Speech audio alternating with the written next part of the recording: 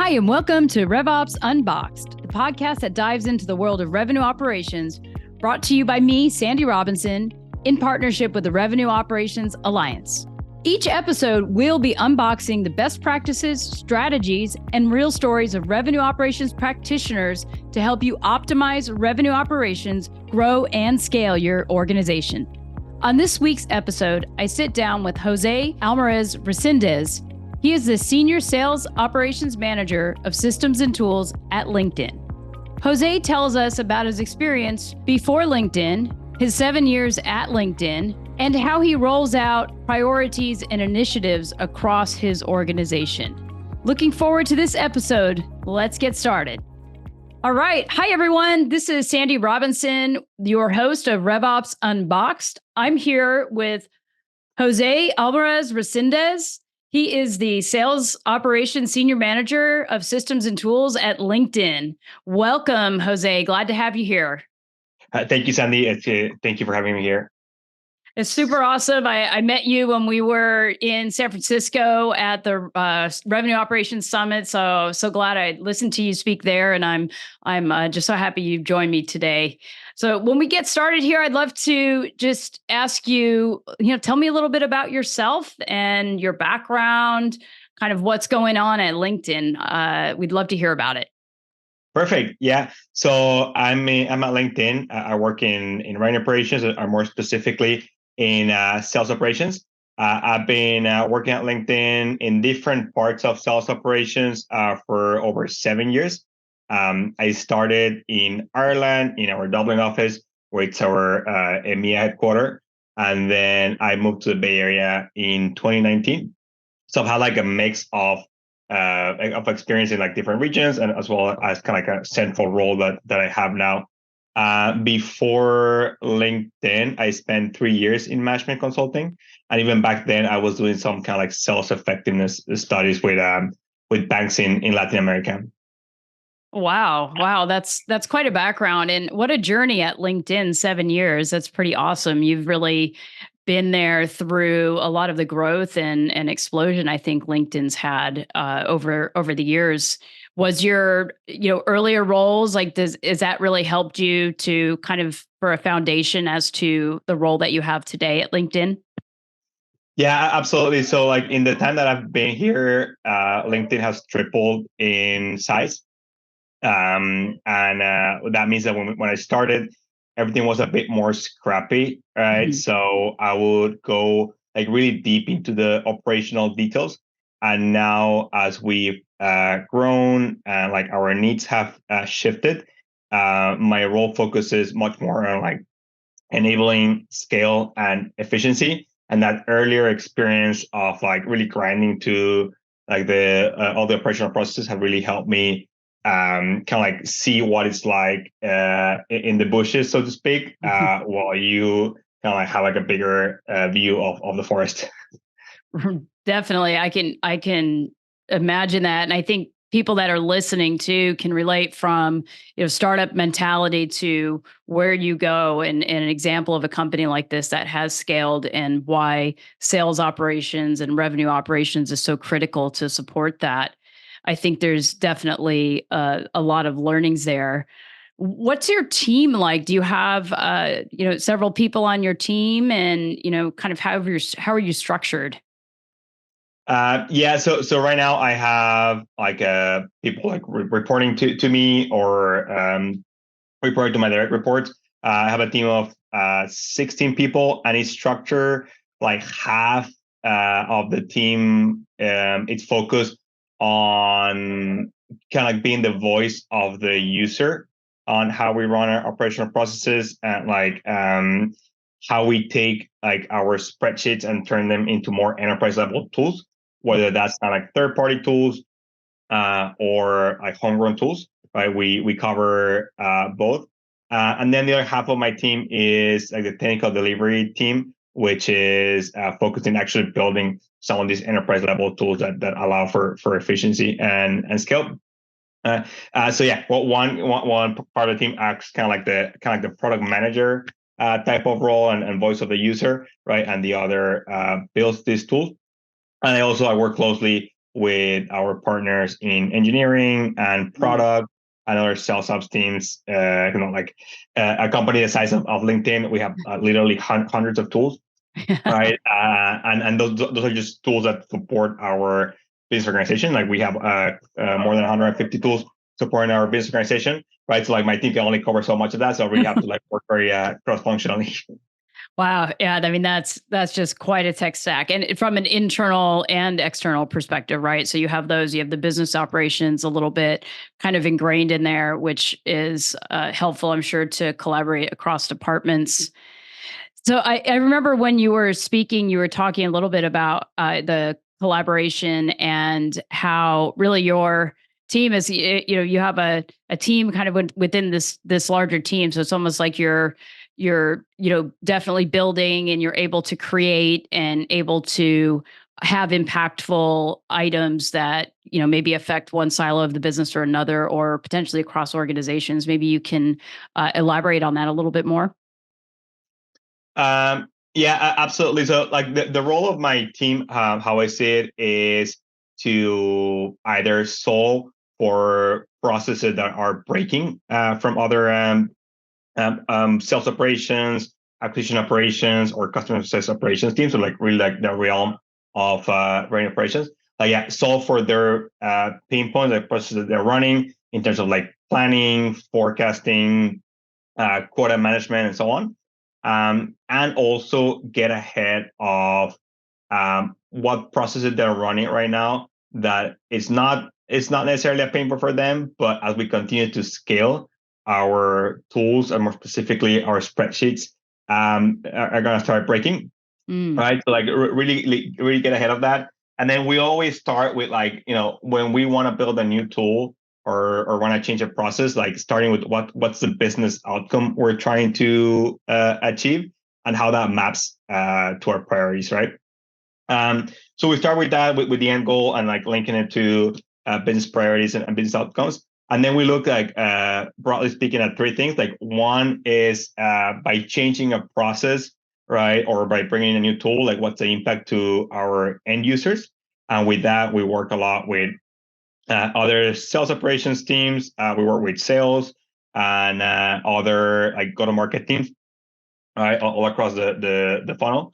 Right. So that's the first thing, like what's the impact to our users by changing a process or by bringing a new tool. Then second is like, what's the cost to the team that's going to build this tool, right? Like both to build and to maintain.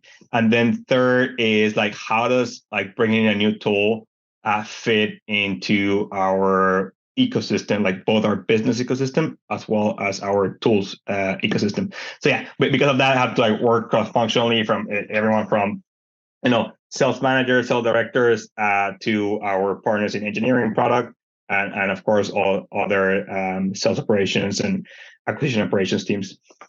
I love how you started with it's the outcome. Like, what is the outcome you're trying to achieve, and having it aligned with priorities.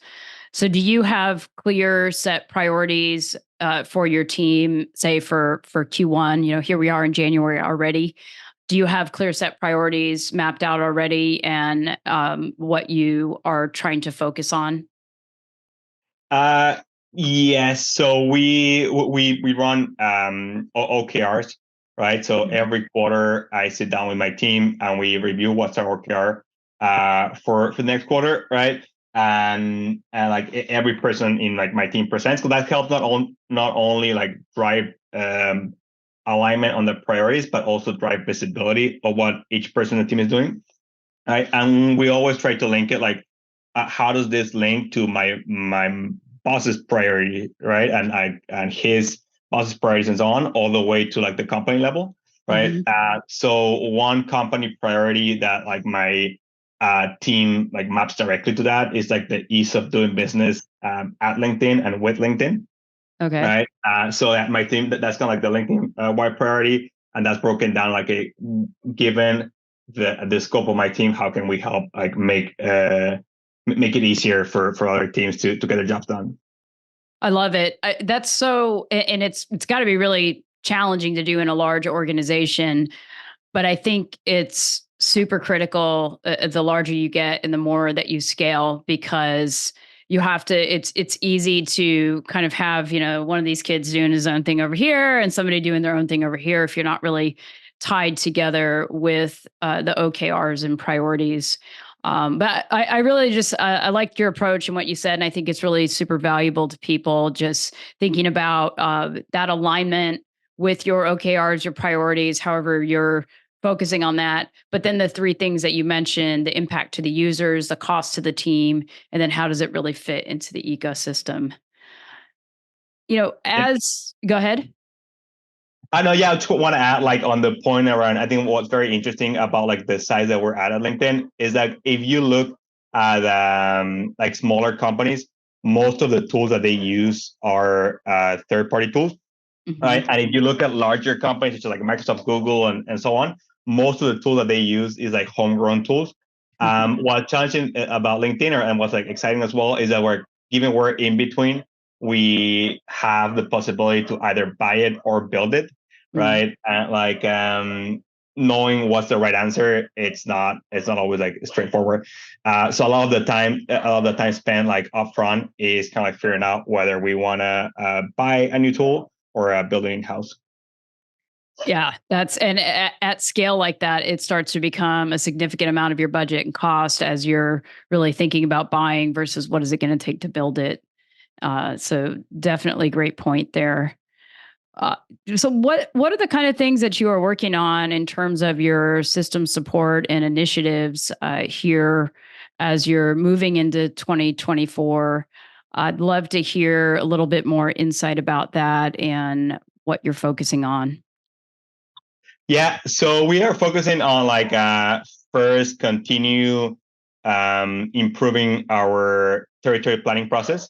So we've been changing it over the past couple of years to bring in like multi enterprise level tools in house, and we're at a place now where it works like really well, but there's still some pain points on how the process links to other parts of the broader ecosystem. So that's one priority is like continuous improvement of our territory planning process, right? And linking better one tool to the other. So, the integration across tools is automated. That's one. Then second is improving our quota management process. So right now it's still like very Excel dependent. Right. And like it's a very painful process as like people leave and join the organization, right? Our team spend hours trying to kind of like make sure that the new joiners have the right quotas. Right. Those are like the biggest priorities. All right. There's other things that we're also doing and like exploring some AI enable tools with our sales teams, and with that, like my team kind of like plays a role of like the voice of the user. There's other like engineering teams and so on that are launching some of these co-pilot type of tools, right? So yeah, those are like kind of the some of the large priorities for my team this year. I think AI is definitely something, obviously there's a lot of hype, everybody's talking about it, but really what is a balance? What is the right way to take advantage of it? Whether it's, building your own, off of your own data, or I think a lot of smaller companies are, there's a lot of opportunity to leverage the additional functionality that tools are, that these companies are offering. So I've seen it myself. I mean, we've got a really small tech stack, but even with the providers, like I have a call intelligence provider that's really put out some great AI, and it's generative AI. It really saves people a lot of time. There's, learnings and the forecasting and things like that. And it's just great that we're able to start quickly leveraging that. I'm just curious to, in a larger organization, this, obviously there's more risks, there's more planning, there's more to think about. But what are your kind of initial thoughts on, where to even start biting that off? Yeah, it's tricky because like there's so much going on, and kind of like figuring out what's hype versus what's actually gonna increase productivity, right? Is not always straightforward. I mean, luckily for us at LinkedIn, we are a Microsoft company, right? We are run like very independently from Microsoft, but then we try to leverage like the good things from Microsoft. Right. And Microsoft has been an early like player in AI. Obviously, like they invested in like OpenAI, and like our leadership team like got access to like some of these tools like earlier on. And like if you go, and this is like beyond like my scope, but like if you go to LinkedIn.com, right, you can already start seeing like some like the AI features that the product itself has been adding on the kind of like go-to-market operation side. What we're trying to figure out is how to increase like seller productivity, but making it easier for sellers to like update the CRM, kind of like keep track of customer conversations and so on. So we're rolling off like pilots and like building tools across our tech stack, but I feel like very early phases. Yeah, there's some really cool bells and whistles. In fact, I was watching a demo the other day, and we use MedPick in our organization. And one of the, I'll just name the tool, EPSTA, has a really cool feature that pulls the MedPick information out of your call and actually will populate it into the fields in your deal in HubSpot. So it's like there's things like that I think you can bite off and take advantage of that are, just kind of small wins for salespeople. Because what salesperson isn't going to like that something is automatically filled out in their CRM? And what sales ops leader isn't going to love that as well, because, that box is going to be blank if you don't. So I love that. And, something else that you said around quotas, I just wanted to drill down on that a little bit more, because I think it's timely right now. And, if you haven't already set your quotas, you're scrambling to get them kind of out and implemented and get everything updated, all of your spreadsheets and things like that. So, in territory planning and changing, is this something that is, led by sales operations, or is it in collaboration with like the sales leadership? And then are you just kind of administrating it, or are you in part of the development and alignment of it?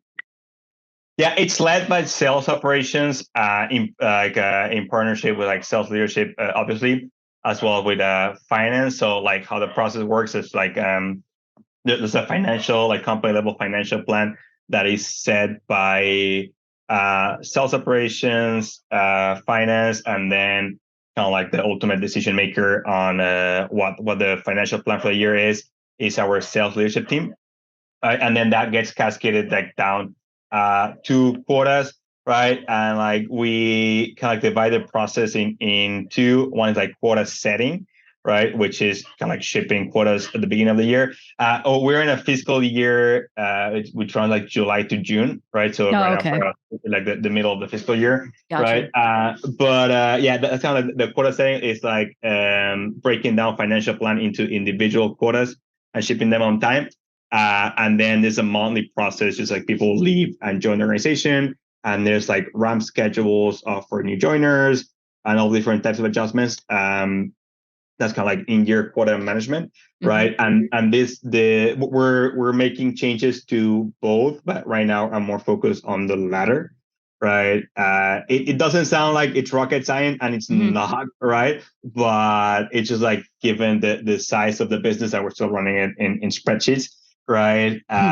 It's breaking, it's very painful, right? And it's a business critical process because like, when there are errors, like no one likes to have an incorrect quota, right? Right. Yeah. When it affects their paycheck, that's definitely they're blowing your email up for sure. No, I get that, and I think that's a pain point. I think for every sales ops leader, no matter how large the organization. But I think having that process to where like the ramp schedule, I think that's a big takeaway for folks that are listening is, not all quotas are equal. When you hire a salesperson, it's, what is their training plan? What is their onboarding? How long does it take them to get up to speed? And are they getting a pipeline? Are they not getting a pipeline? So are these things you're factoring in the ramp schedule? Is this something that you've kind of cooked up?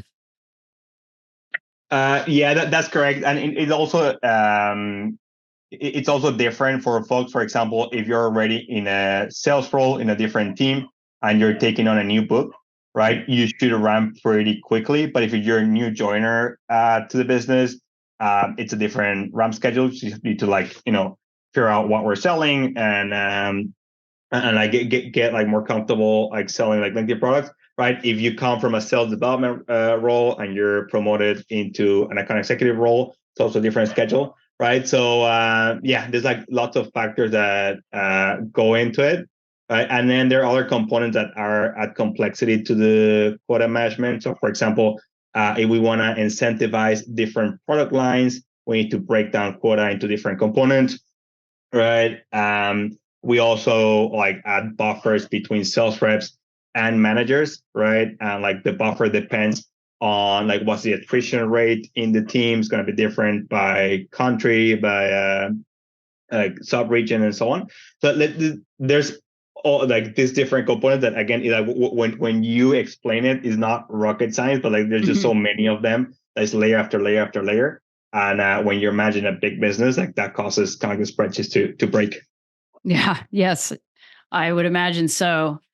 What kind of, I'm just thinking as I'm listening to you talk and in all of your experience, I would imagine there are analysts listening, people that are kind of dipping their toes into revenue operations, sales operations, marketing operations, and probably would love to land a gig at some point at a company like LinkedIn or a larger organization. And you've obviously been there a while. You've been in different parts of the org and worked through different roles and everything.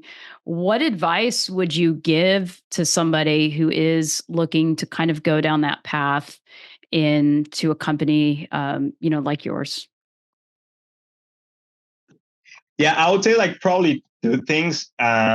One is enjoying the like operational grind of whatever role they're doing right now, right? And on this, I think like when people like they graduate and they go out of college, they always want to do strategic work. I don't know, like people like love the word strategy, and like strategy is like very important. It can make or break organizations, but I think like operations is as important, right, as strategy, if not more, on like how you execute on that. So early in your career, right, when you're doing a lot of these kind of like operational work, if you're already in like kind of like sales off type of role or some like data analyst type of role, I felt sometimes that I was doing work that didn't matter much, right? But that kind of like set the foundation for me to understand kind of like the inner workings of the company, right? And again, what I mentioned earlier, and that allowed me to like later on like being able to zoom out and like see the bigger picture. So yeah, that's the first one, kind of like enjoy the operational grind. And then the second is like always be kind of like applying to other roles, even if you're not interested in like leaving your current role. I think like that at the very least, it gives you a sense of what the market is looking for and start developing your skills ahead of time. So, for example, when I started in my role, we didn't use SQL at all. We were kind of like do most of our job just based on like Salesforce reports and like Excel and other tools, right? And I started kind of like looking at other roles, especially like more senior roles than the one that I had, and I started seeing like more and more like these like operational roles require SQL. So I kind of like learned SQL on my own, right, on the side. And then like 3 years later, I moved to my role in the Bay Area, and like the only way I could get my work done was with SQL. I couldn't rely on like Salesforce reports anymore, right? So yeah, kind of like that. That's the second one. Like always apply for new roles, even if you're not actively recruiting. That's great advice. And on top of that, continuing to learn and educate yourself. So just by you being proactive and learning SQL on the side, it's really come in handy for you and help you where you are today. So I think that's definitely great advice. That's right. Yeah, always be learning. Always be learning. So, as we wrap up here, I'd love to have you share any sort of, learnings or actionable things, or even like game changers you want to leave people with, as they kind of look back and take some notes on things they can walk away with. Do you mean like for their revenue operations role, or just in general? Yeah, just in general, in terms of sales ops, rev ops, just, maybe it's a mantra or something that you work off of or live by, that you would like to share and leave them with. Yeah, probably like kind of like this mantra. There's like different versions of this, but one that I like is actually from Arnold Schwarzenegger, and he says that like pain helps me grow, and growing is what I like. Therefore, for me, pain is pleasure. That's what he says. That's what I live by. I mean, there's like different versions of this. Our COO here at LinkedIn has a post on LinkedIn called like Enduring the Crucible, right? Which means like basically when you're like deep down in those very stressful moments, right? Like long nights, planning process, operation process, so on, right? I always look at those and like know that pain is going to help me grow. So even though it's stressful when I'm like going through that crucible, right, or going through that pain, and I'm going to like look back at that and see that like a big growth moment. That is a great way to end this conversation. I love it. I love it. So thank you, Jose, very much for joining me today and chatting about your world over there at LinkedIn. I'd love the conversation. Thank you. Thank you, Sandy. It's great chatting to you. Thanks for tuning in to RevOps Unboxed. And don't forget to subscribe to the podcast so you never miss an episode.